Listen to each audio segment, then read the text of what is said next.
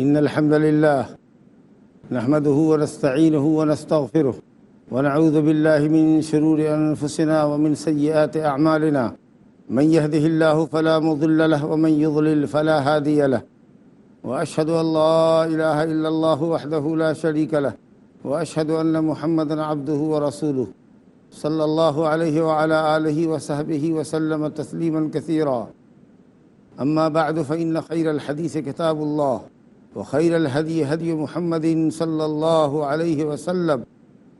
وشر الأمور محدثاتها وكل محدثة بدعة وكل بدعة ضلالة وكل ضلالة في النار أعوذ بالله من الشيطان الرجيم ولقد علموا لمن اشتراه ما له في الآخرة من خلاق وقال تعالى يؤمنون بالجبت والطاغوت۔ محترم حاضرین، کتاب التوحید کے 23ویں باب میں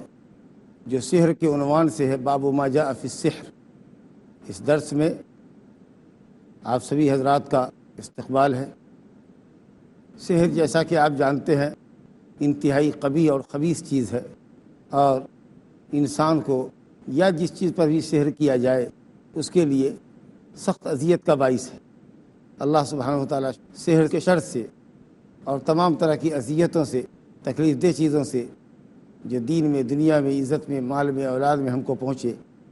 اللہ تعالیٰ ان سے محفوظ رکھے۔ سحر کا معنی اہل علم نے بتایا ہے کہ ایسی چیز جو پوشیدہ ہو، جس کا سبب بہت باریک اور لطیف ہو، اور اسی سے سحور آتا ہے۔ سحور کیونکہ آدمی سحری رات کے آخری حصے میں تناول کرتا ہے، خاموشی کے ساتھ اٹھا اور سحری تناول کیا۔ اور جب کہا جاتا ہے، جیسے کہ فرعون کے جادوگروں کے متعلق اللہ نے فرمایا سحروا اعین الناس، لوگوں کی آنکھوں پر سحر کر دیا، یعنی اپنے علم کو لوگوں سے چھپا دیا۔ تو ایسی چیز جو چھپی ہوئی ہو، جس کا سبب بہت لطیف اور باریک ہو، جو آدمی کو سمجھ میں نہ آئے، آدمی بیمار ہے، پریشان ہے، دوا علاج کر رہا ہے، بڑے بڑے ڈاکٹروں کے پاس جا چکا ہے، تمام انویسٹیگیشنز ہو گئے ہیں، لیکن بیماری پکڑ میں نہیں آ رہی ہے، دوا کھا رہا ہے، فائدہ نہیں ہو رہی ہے۔ سال ہر سال کے بعد معلوم ہوتا ہے کہ اچھا اس کے بیماری کے علاوہ کوئی دوسری چیز ہے، آدمی بیمار ہے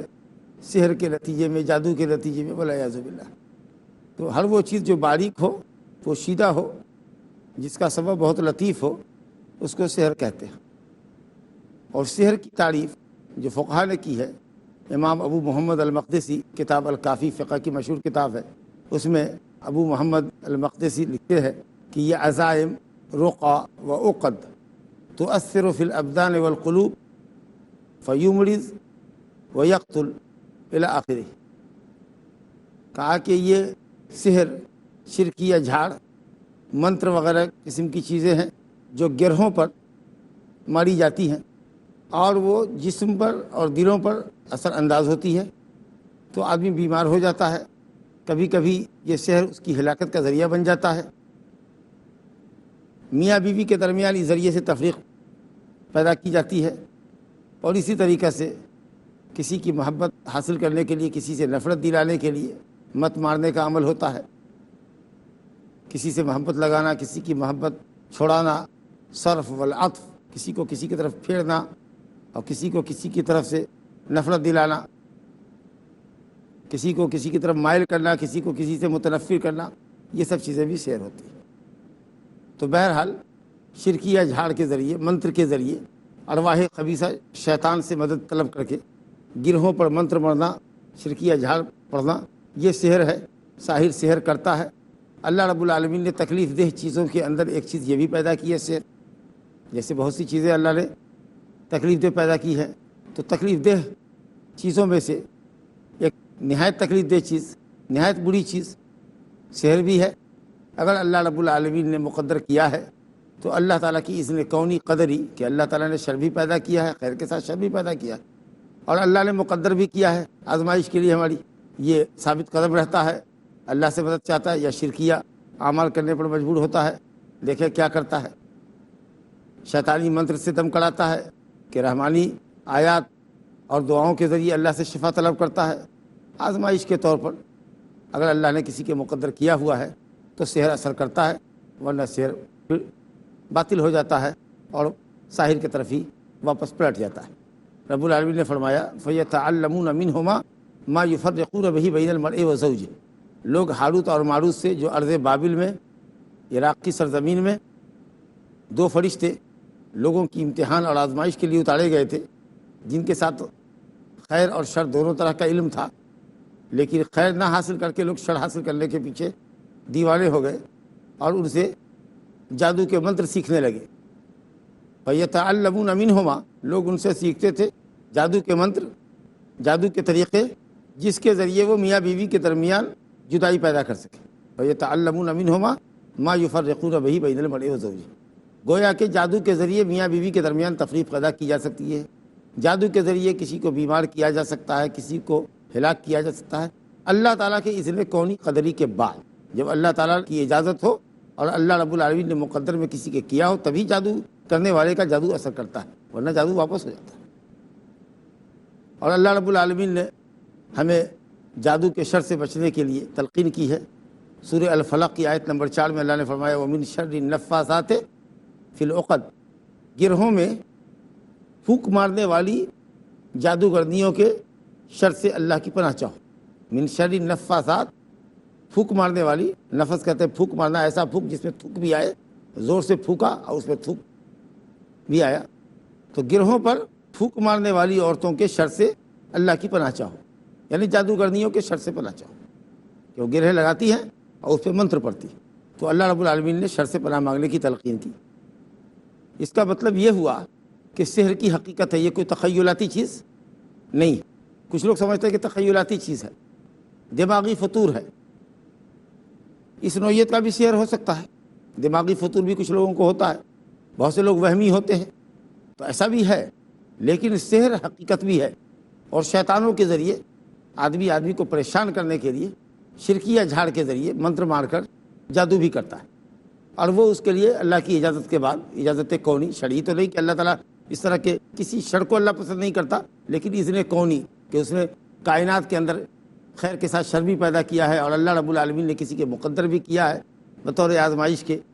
کہ ثابت قدم رہتا ہے کہ پھسل جاتا ہے حق کے راستے سے۔ تو بہرحال اللہ کی اذن کونی قدری کے بعد یہ جو شیطانی منتر ہے، شیطان کے ذریعے جو جادو کیا جاتا ہے اور شیطان جو لوگوں پر چڑھتا ہے اور پریشان کرتا ہے، اس کی بھی حقیقت ہے، یہ صرف تخیلاتی چیز نہیں ہے۔ اگر تخیلاتی چیز ہوتی تو اللہ رب العالمین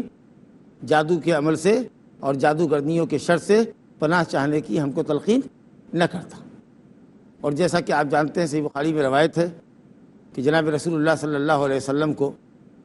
لبید بن عاصم نام کے ایک یہودی نے نبی صلی اللہ علیہ وسلم پر جادو کیا، اور آپ صلی اللہ علیہ وسلم پریشان رہتے تھے، طبیعت گری رہتی تھی، دنیاوی امور کے اندر اگر کوئی کام آپ نہیں بھی کیے ہوتے تو سمجھ میں آتا کہ آپ کر چکے ہیں، مثلا بیوی سے قریب نہیں ہوئے ہوتے اور غسل خانے میں جا رہے ہیں، کہا گیا کیوں جا رہے ہیں؟ تو کہا غسل ہم پر واجب ہے، کہا نہیں تو کھانا کھا چکے ہیں، لیکن کہتے کھانا نہیں کھایا ہے۔ تو اس طرح کی کیفیت تھی، طبیعت میں نشاط نہیں تھا، گری طبیعت رہتی تھی۔ حضرت عائشہ رضی اللہ عنہ کہتی ہیں کہ نبی صلی اللہ علیہ وسلم نے فرمایا ایک دن کہ اے عائشہ، میرے پاس دو فرشتے آئے، کیفیت آپ کی نیم خفتہ نیم بیدار کی تھی، آدھا سوئے ہوئے تھے آدھا جگے ہوئے تھے۔ دیکھا کہ دو فرشتے آئے، ایک سرہانے بیٹھے ایک پیتانے، اور ایک نے دوسرے سے پوچھا ما وجع الرجل، اس آدمی کی تکلیف کیا ہے؟ تو دوسرے نے کہا هو مطبوب، اے مسحور، یہ سحر زدہ ہے، اور سحر کے لفظ کو طب کے ذریعے تعبیر کیا گیا، طب تو کہتے ہیں علاج کو، تو یہ فعال کے طور پر اچھا کلمہ استعمال کیا، فعال کہتے ہیں اچھے کلمہ کو جس کو سننے کے بعد آدمی خوش ہو۔ جیسے کوئی لڑکا امتحان دینے جا رہا ہو، آپ کہیے یا ناجح، کامیاب ہونے والے، ایکسیلنٹ، لفظ سن کر کے خوش ہوگا، کہ ہم کو گویا ایک طرح سے بشارت دے رہے ہیں ہماری کامیابی کی۔ کوئی سفر کر رہا ہے، آپ اس کو کہہ رہے ہیں یا راجع، اے لوٹ کے آنے والے، یا سالم، بیمار ہے کوئی آدمی، آپ اس کو کہیے یا سالم۔ اسی طریقے سے جس کو سانپ وغیرہ نے ڈس لیا ہے، عام طریقے سے آدمی بچتا نہیں ہے، لیکن آپ اس کو کہیے سلیم، بچ جانے والا، حالانکہ آدمی اکثر ہلاک ہو جاتا ہے۔ تو یہ اچھے کلمات جس کو سننے سے آدمی کو خوشی ہو، اس کو ڈھارس ملے۔ تو یہ نہیں کہا گیا کہ مسحور ہے، کہا مطبوبن، مطبوب ہیں یعنی مسحور ہے۔ طب تو کہتے ہیں دوا اور علاج کو، لیکن سحر کو بھی طب کہا گیا ہے، علاج نیک فعال کے طور پر کلمہ حسنہ استعمال کیا گیا ہے، جس کی کچھ مثالیں ہم نے آپ کو دی۔ دوسرے نے پوچھا من طبہ، یعنی من سحرہ، کس نے جادو کیا؟ تو دوسرے فرشتے نے کہا کہ لبید بن عاصم نے، یہودی تھا، اس نے جادو کیا تھا۔ اور جادو کی کیفیت بتائی کہ اس نے کنگھی کے اندر یا کنگھی کے دندانوں کے اندر گرہیں لگائی ہے اور گرہوں پر پھونک ماری ہے، خبیث پھونک، خبیث جھاڑ، اور اس کو کھجور کے نر خوشے میں ڈال کر بیر ذی اروان یا بیر زروان میں، زروان یا ذی اروان دونوں لفظ آیا ہے، ڈال دیا ہے۔ یہ حدیث بتاتی ہے کہ نبی صلی اللہ علیہ وسلم پر سحر کیا گیا تھا۔ گفتگو جاری ہے، انشاءاللہ ایک بریک کے بعد ملتے ہیں۔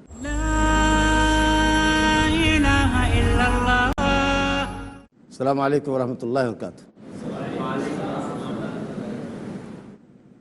وقفے سے قبل ہم صحیح بخاری کے حوالے سے حضرت عائشہ رضی اللہ عنہ کی حدیث پڑھ رہے تھے۔ سحر کی حقیقت کے سلسلے میں گفتگو ہو رہی تھی کہ سحر کی حقیقت ہے، یہ صرف تخیلاتی چیز نہیں ہے، تخیلاتی سحر بھی ہوتا ہے۔ آدمی ذہنی تناؤ میں ہو،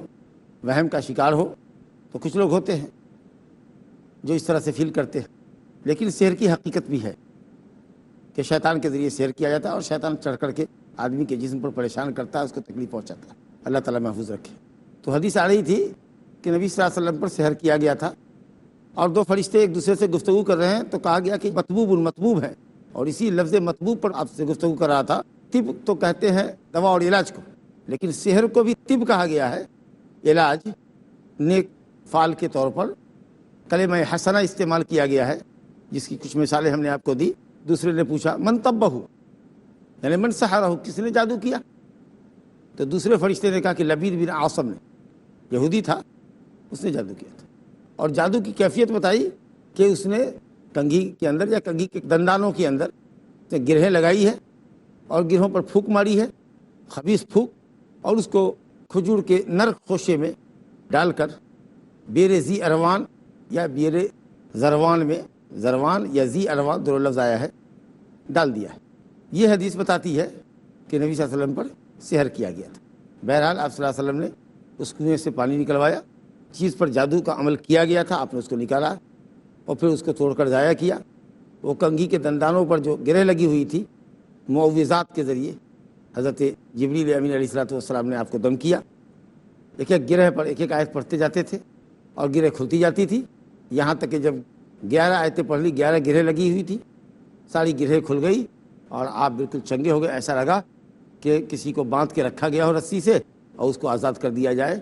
تو آدمی بالکل پھڑپھڑا جائے، پھڑک اٹھے، اس طریقے کی کیفیت ہوئی اور وہ اثر آپ کا زائل ہوا۔ تو جس چیز پر اگر جادو کیا جائے، اگر اس کو توڑ کر کے ضائع کر دیا جائے، اس طرح کی کہیں کوئی چیز میرے بت بنا ہوا ہے، مجسمہ بنا ہوا، اس میں سوئیاں وغیرہ ڈال دی گئی ہیں، جی اگر آپ نیڈل کو نکال دیتے ہیں، اس بت کو توڑ کے پھینک دیتے ہیں، انشاءاللہ ہمارے سحر ضائع اور باطل ہو جائے گا۔ تو یہ بھی ایک طریقہ ہے۔ تو بہرحال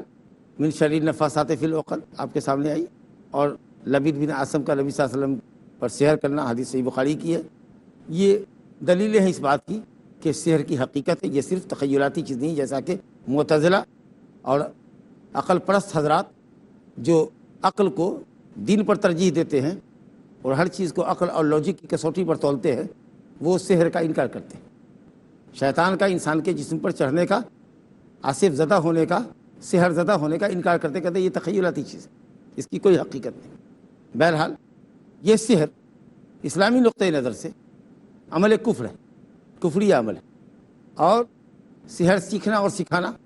کفر ہے، اور ساحر کافر ہے۔ یہ بات جمہور ائمہ نے کہی ہے، امام مالک، امام ابو حنیفہ اور امام احمد بن حنبل رحمۃ اللہ علیہ سحر کو کفر کہتے ہیں، کفر اکبر ہے۔ اور یہی یہ بات سمجھ میں آتی ہے کہ باب السحر کو صاحب کتاب نے کتاب التوحید کے اندر کیوں ذکر کیا، کیونکہ جو سحر ہے جو شیطان کے ذریعے عمل میں آتا ہے وہ بغیر شرک کیے ہوئے اور شرکی عمل کیے ہوئے ہو ہی نہیں سکتا، وجود میں آ ہی نہیں سکتا۔ اسی لیے سحر سے بچنے اور بچانے کے لیے اور سحر کی مذمت بیان کرنے کے لیے صاحب کتاب نے کتاب التوحید میں اس چیپٹر کو شامل کیا ہے اور اس سے متعلق کچھ چیزیں بھی لائی۔ تو سحر کفر ہے، اور بعض علماء نے یہ کہا کہ سحر مجرد کفر نہیں ہے جب تک کہ اس میں کفری عمل نہ کرے۔ کوئی کسی کو دوا پلا کر، سگریٹ پلا کر یا نشیلی استعمال کرا کر بھی اس کے دماغ کو معاف کرتا ہے، تو اس طرح کا بھی سحر ہوتا ہے۔ تو اس لیے بعض علماء نے کہا کہ سحر نہیں ہے، سحر کفر نہیں ہے، الا یہ کہ اس میں کفر کا ارتکاب کرے۔ یہ امام شافعی رحمۃ اللہ علیہ کہتے ہیں کفر کا ارتکاب کرے کا مطلب یہ کہ دیکھے کہ ساحر نے کس طرح کا سحر کیا اور کیا اس نے غیر اللہ سے مدد چاہی ہے، شیاطین سے مدد چاہنے کے لیے، اس سے تقرب حاصل کرنے کے لیے جانور ذبح کیے ہیں، کچھ نذر و نیاز چڑھایا ہے، یا اسی طریقے سے کواکب میں 7 مشہور ستارے جو ہیں ان سے تقرب کے لیے جیسے اہل بابل کیا کرتے تھے، ان سے تقرب حاصل کرنے کے لیے نذر و نیاز چڑھاتے تھے۔ اگر اس طرح کا عمل سحر کو انجام دینے کے لیے کیا تب کافر ہے۔ حقیقت یہ ہے کہ دونوں قول میں کوئی اختلاف نہیں ہے۔ جو سحر شیطان کے ذریعے کیا جاتا ہے وہ بغیر کفر اور شرک کیے ہوئے وجود میں آ ہی نہیں سکتا، اس لیے اگر سحر کی حقیقت سمجھ لیں تو دونوں قول ایک ہی ہو جاتا ہے۔ ہاں باقی رہا دوا پلانا، نشیلی اشیاء کا استعمال کروانا، پاگلوں جیسی حرکت کرے، آدمی کی صحت دن بدن گرتی چلی جائے، تو اس کو جو علماء نے سحر کہا ہے یہ مجازن کہا ہے، یہ حقیقت میں سحر نہیں ہے۔ تو دوا استعمال کر رہا ہے، ڈرگس لے رہا ہے، اس کی وجہ سے اس کی طبیعت خراب ہو رہی ہے، تو نقصان کے اعتبار سے ڈرگس بھی سحر کے مانند ہے، تو اس لیے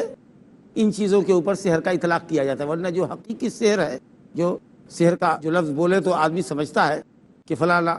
ساحر ہے اور فلاں مسحور ہے اور فلاں پر سحر ہے، اس کا مطلب یہ کہ شیطان کے ذریعے اس کو تکلیف پہنچائی جا رہی ہے اور ساحر نے شیطان کو اس کے پیچھے لگایا ہے، اور شیطان کسی کی کوئی بات مان ہی نہیں سکتا جب تک غیر اللہ کے لیے عبادت نہ کرے، جب تک شیطان کے نام کی نظر و نیاز نہ نکالے، اس وقت تک شیطان کسی کی بات مان ہی نہیں سکتا۔ تو اس لیے سحر بغیر شرکیہ عمل کے وجود میں نہیں آتا۔ اس لیے اہل علم نے لکھا ہے، علامہ سلیمان بن عبداللہ رحمہ اللہ علیہ تفسیر العزیز الحمید میں لکھا ہے کہ دونوں قول میں کوئی اختلاف نہیں ہے۔ دواؤں کے ذریعے جو سحر ہوتا ہے وہ مجازن اس پر سحر کا اطلاق ہوا، لیکن جو سحر حقیقی ہے جو عرف عام میں سمجھا جاتا ہے وہ بغیر شیطان کی مدد کے اور کفر و شرک کیے ہوئے انجام پائی ہی نہیں سکتا۔ لہذا راجح قول یہی ہے، یا یہ کہہ لیجئے کہ ائمہ اربعہ کے درمیان اس طریقے سے اتفاق بن جاتا ہے کہ سحر کفر ہے، شرک ہے۔ اور خود رب العالمین نے فرمایا، آیت نمبر 102 جو سورہ بقرہ کی آیت ہے، اس میں ہاروت اور ماروت کا ذکر آیا ہے۔ ہاروت اور ماروت نے لوگوں کو جو ضد کرتے تھے کہ سحر سکھاؤ تو کہتے تھے انما نحن فتنۃ فلا تکفر، انما نحن فتنۃ فلا تکفر، ہم لوگ تمہارے لیے فتنہ ہے، آزمائش کا ذریعہ ہے، تم ہم سے سحر سیکھ کر کفر نہ کرو، فلا تکفر۔ اور خود اسی آیت میں رب العالمین نے فرمایا وما کفر سلیمان ولکن الشیاطین کفروا، حضرت سلیمان علیہ السلام نے کفر نہیں کیا، یعنی جادو کے زور پر حکومت نہیں کرتے تھے، جیسا کہ شیطانوں نے حضرت سلیمان علیہ السلام کے متعلق یہ مشہور کر رکھا تھا کہ سلیمان علیہ السلام جادو کے زور پر حکومت کرتے، کیونکہ ان کے زمانے میں جادو کا بڑا زور تھا۔ انہوں نے جادو کی کتابیں سیز کروا کر اپنے تخت کے نیچے جہاں وہ بیٹھتے تھے دفن کروا دی تھی۔ شیطان نے بعد میں لوگوں کو بتایا کہ حضرت سلیمان تو جادوگر تھے۔ کہا کیسے؟ کہا ان کے تخت کے نیچے کی زمین کھود کر دیکھو، وہاں کتابیں نکلی۔ کہا دیکھو جادو کا علم تھا ان کے پاس۔ اللہ رب العالمین حضرت سلیمان علیہ السلام کا دفاع کر رہا ہے کہ حضرت سلیمان نے جادو نہیں کیا، ان کے پاس جو حکومت تھی وہ اللہ تعالیٰ کا خاص فضل اور انعام تھا، جو حکومت نہ ان سے پہلے کسی کو ملی نہ ان کے بعد کسی کو قیامت تک ملنے والی۔ وَلَٰكِنَّ الشَّيَاطِينَ كَفَرُوا، شیاطین نے کفر کیا۔ یہ جادو کا منتر شیاطین نے وضع کیا اور شیاطین نے لوگوں کو سکھایا۔ کفر شیطان کو زیب دیتا ہے اور دوسروں کو کفر و شرکی راہ پہ لگاتا ہے۔ حضرت سلیمان علیہ السلام رسول تھے، عبد صالح تھے، اللہ کے نیک بندے اور انتہائی اہم رسول تھے، اور اللہ رب العالمین نے ان کو رسول اور بادشاہ بنایا تھا، بادشاہت کے ساتھ ساتھ نبوت عطا فرمائی تھی۔ انہیں کفر اور شرک سے کیا لینا دینا؟ انبیاء تو شرک کی رد کے لیے اور شرک کے ازالے کے لیے دنیا سے آتے ہیں۔ تو اللہ رب العالمین نے حضرت سلیمان علیہ السلام سے جادو کی نفی کر دی، گویا کفر کی نفی کی ہے۔ جادو کی نفی کی، کفر کی نہیں، کہ حضرت سلیمان نے کفر نہیں کیا، شیطانوں نے کفر کیا، شیطانوں نے جادو کیا۔ تو الحمدللہ ان دلیلوں سے معلوم ہوتا ہے سحر کفر ہے اور شرک ہے۔ اسی طریقے سے اور بھی آیات ہیں، جیسے کہ خود اللہ رب العالمین نے فرمایا اسی سورہ بقرہ کی آیت نمبر 102 میں، وَلَقَدْ عَلِمُوا لَمَنِ اشْتَرَاهُ مَا لَهُ فِي الْآخِرَةِ مِنْ خَلَاقٍ۔ یہودیوں کے متعلق یہ بات آئی ہے کہ یہودیوں نے یہ بات جانی تھی، ان کو پتہ تھا کہ سحر کفر ہے اور سحر سیکھنا حرام ہے، لیکن دین، ایمان، رسول پر ایمان لانے اور اللہ سبحانہ و تعالیٰ کی کتاب پر ایمان لانے کے حساب پر انہوں نے کفر سیکھا، یعنی دین سے بیگانہ ہوئے، شرعی تعلیم سے بیگانہ ہوئے، اللہ کی کتاب کو پس پوش ڈالا اور سحر کی طرف متوجہ ہوئے۔ یہ جانتے تھے کہ جو سحر خریدتا ہے، جو سحر سیکھتا ہے، ما لہ فی الآخرۃ من خلاق، اس کا آخرت میں کوئی بھی حصہ نہیں ہے، یہ جانتے تھے۔ اور یہ جاننے کے باوجود بھی انہوں نے سحر سیکھا، اور جس کا آخرت میں کوئی حصہ نہ ہو، جس کا آخرت میں کوئی بھی حصہ نہ ہو، وہ کون ہو سکتا ہے؟ کافر ہی ہو سکتا ہے۔ تو خود یہ آیت بتا رہی ہے کہ یہودیوں نے جان بوجھ کر کفر و شرک خریدا۔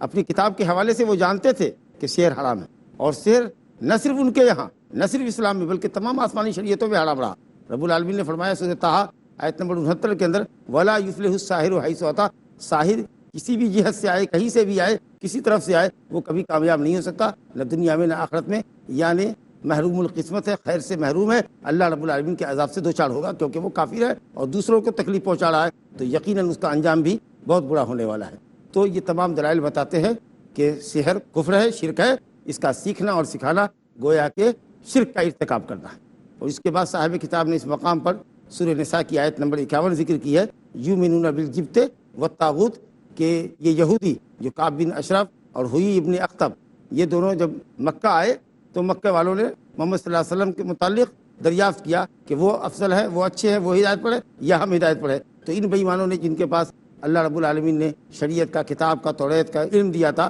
انہوں نے کفر و شرک کرتے ہوئے، کیونکہ یہ جبت پر ایمان رکھتے تھے، سحر پر ایمان رکھتے تھے اور کہانت پر ایمان رکھتے تھے، انہوں نے کہا کہ تم لوگ محمد سے بہتر ہو، نعوذ باللہ من ذالک۔ انشاءاللہ گفتگو جبت اور طاغوت کے تعلق سے دوسری مجلس میں جاری رہے گی، اور اس باب کے تعلق سے، اس باب کے ضمن میں جو حدیث صاحب کتاب نے ذکر کی ہے وہ بھی ہماری دوسری مجلس میں آئے گی۔ وباللہ تعالیٰ توفیق، صلی اللہ علیہ نبینا محمد وآلہ وصحبہ وسلم۔ اللہ اللہ یا ربی یا اللہ، اللہ یا ربی یا اللہ، لا إله إلا الله، لا إله إلا الله، لا إله إلا الله، محمد رسول الله، محمد رسول الله، أرجو رضاك يا الله، أنت الرحيم يا الله، هبني عطاك يا الله، أنت الكريم منك العطاء يا